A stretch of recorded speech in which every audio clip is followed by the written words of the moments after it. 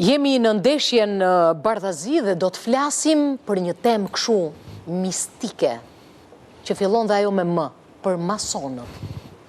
Dhe me qënë se jemi në ditën e pavarësisë dhe kemi... Po, kemi... Tëftuarit tanë... Kemi një me dy më këtu, jo me një më. Marin Meksi. Marin Meksi, falemderit që jeni sot me ne. Falemderit për kënaqësi dhe miku i dashur i studios ton Faik Basha, falemderit që jeni me ne. Një si sigurisë dhe i ca çështjeve që s'po i përmendim këtu. Ndryshe, ti e di që kjo studio është ndryshe nga gjithë studiot e tjera, sepse mënyra si trajton temat, kemi atë lupën tonë që ajo besoj na bën të veçantë nga të tjerët. Po edhe individualiteti, karakteri, mënyra e tjere tjere. Tani, sa nga autorët e pavarësisë kanë qenë mason, me qenë se jemi në ditën e pavarësisë? Po, duke i uruar gjithë shqiptarëve festën e pavarësisë, gjej rastin që të them gjithmonë sepse masonët kanë një parim. Masoni thot, ka të drejtë të thot unë jam, por e ka të ndaluar të thot ai është. Sigurisht që për masonët të cilët kanë ndruar jetë në profanizëm, përdorim të term, sepse në masoneri, do me thënë është që kur ti ndron vdes si profan dhe rilind si mason. Dhe është një tjetër udhëtim dhe ajo që ne në profanizëm e quajmë vdekje. Kështu që për masonët, jo, për masonët që kanë ndruar jetë në profanizëm, është e drejta që mund të thuhet dhe të tregoj dhe për më tepër kur janë personalitetet dhe figura të shquara të vendit dhe të botës. Kështu duke filluar me babain e pavarësisë shqiptare, Ismail Qemali ka qenë mason. Ka qenë mason? Pjesa më e madhe e firmëtarëve të aktit të pavarësisë kanë qenë mason, por dhe çështja e aktit të pavarësisë është... Ja, do i them, pjesa e firmëtarëve të aktit të pavarësisë kanë qenë personalitetet shumë të shquara, por kanë qenë dhe shumë të tjerë, të cilët qoftë edhe për hir të vonesave në rrugë, domethënë delegat, nuk kanë qenë në momentin, në çastin e firmosjes. Ndërkohë ne kemi rilindasit, pjesë më të madhe të rilindasve tanë kanë qenë mason, kanë qenë në vëllezërit Frashëri, Naimi, Samiu, ka qenë Abduli, ka qenë deputeti Ivanaj, ka qenë Derada, një nga më të mëdhenjtë, një nga personat... Derada mason. Faikonica ka qenë mason, kështu që ka pasur pa fund figurat të shqiptar, figurat më të shquara të kombit kanë qenë mason. Po çfarë është kjo masoneria që t'ja shpjegojmë pak publikut? Masoneria, Ornel, është... Duke si smundje më, po jo? është një urdhër, Rënë smundje. Është një urdhër, pikërisht, është një urdhër, është një nga urdhrat më të vjetër të njerëzimit. Masoneria moderne, gjatë bisedës po bënim, fillon diku tek 1700, por po të shkojmë më para në kohën e humbasim në kohë për të gjetur zanafillin e masonëve. Masonët janë murator, fjala mason do thotë murator, muratori e lirë. Arkitekt, ata që ndërtuan kryeveprat e arkitekturës botërore, por dhe në metaforë, do me thënë janë ata që ndërtuan kombet, ata që ndërtuan shtetet. Sigurisht masoneria lindi si pasoj e shtypjes që i bënin pushtetet totalitare popullatës, humanizmi e tjerë, kështu që masoneria lindi kryesisht në pjesën, në ata që janë më të ndjeshmit që janë artistët. Artistët e nisën si lëvizje masonerin, sigurisht ishte lëvizje okulte, lëvizje e fshet, nuk mund të dilje përballë pushteteve gjakatare, dhe është ajo që ndroi rrotën në të gjitha, po them, vendet e Europës, po them paketë revolucionit. Ja, një sekundë që mos bëjmë histori. Po pse gjitha këto bashkimet e çuditshme, mafia, masoneria, fillojnë gjitha me më?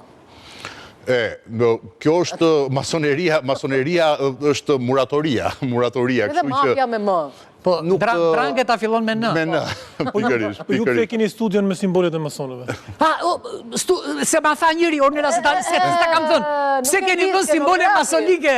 Skenografi, po, që kur kemi vënë të simbole, do t'i që nga ka ecë në barë, do t'i që ka plasë syri keq. Po, plasë syri keq. Do t'i që s'na bëjnë do të gjë. Dëgjoj, unë kam një ngacmime, dhe pyetje bukur. Madje profesor, nëse më lejoni pjesën e satirës që në 1960 ishte një nga momentet e vetme ku masoneria çdoi.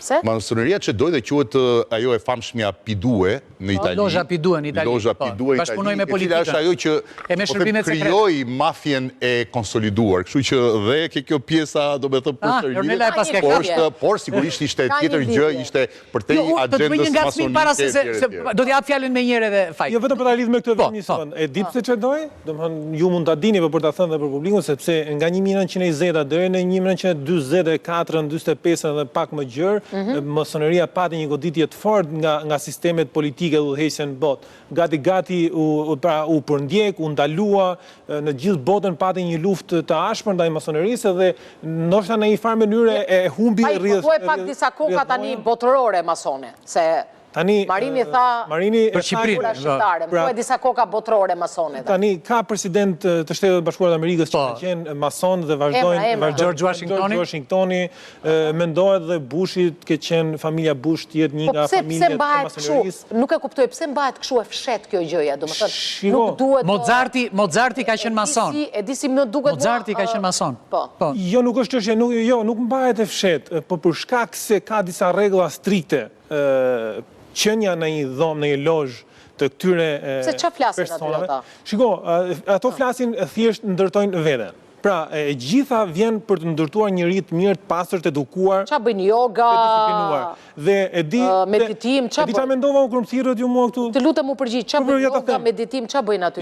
Jo, ka një farë procesi që mund të jetë ngjashme me jogën, pra ka një meditim, ka një reflektim të brendshëm, por nuk është një yoga e mirëfillt, nuk është një yoga e mirëfillt. Jo me pozicione. Jo për çështje pozicione, pra fillimi futjes në një masoneri, apo procesi i parë i pranimit, është një farë reflektimi, një farë meditimi. Do të kesh lek që ti jesh aty brenda? Nuk është kriter të qenurit i pasur, por është kriter të qenurit njëri me një profesion, pra që mos të jesh ndikuar dhe mos të lufta ndaj te masoneria është ndaj egos. Dhe për të mos qenë njëri egoist. Se thonë lëre atës është mason ai?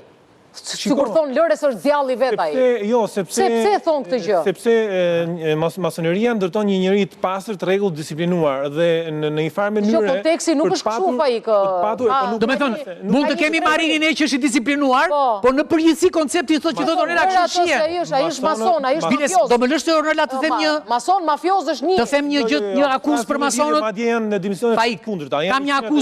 Kam një akuzë për masonët që dua ta bëj. Me që se masoli Marini në shteg.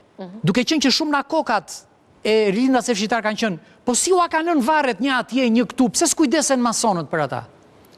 Se kjo shumë është akuzë, janë mason, muratori, dhe murator duhet kujdesen për varret e këtyre. Thonë që edhe kryeministri jonë është mason, edhe po kujdeset ai. Si lindas. E ka thënë Marini, po inshallah e thot dhe këtu. Është kryeministri jonë mason? Jo, nuk e di, jo, nuk e kam thënë asnjëherë.